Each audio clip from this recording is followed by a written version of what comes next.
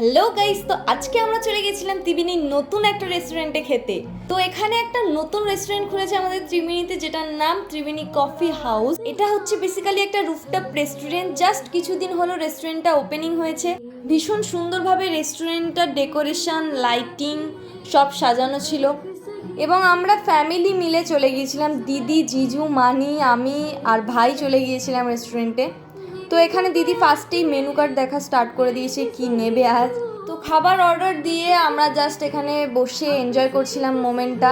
আর দেখো এখানে লাইটিংগুলো কি দারুণ না। আর এরপরে আমরা ওয়েট করছিলাম কখন খাবার আসবে। ভাই এবার তো তাড়াতাড়ি দিয়ে দে। তো আমার ভাই এখানে নর্মাল চিকেন বিরিয়ানি অর্ডার করেছিল, যেটা খুবই জুসি ছিল আর ভীষণ সুন্দর ছিল ও বলল। আর আমিও একটু টেস্ট করেছিলাম ওর থেকে।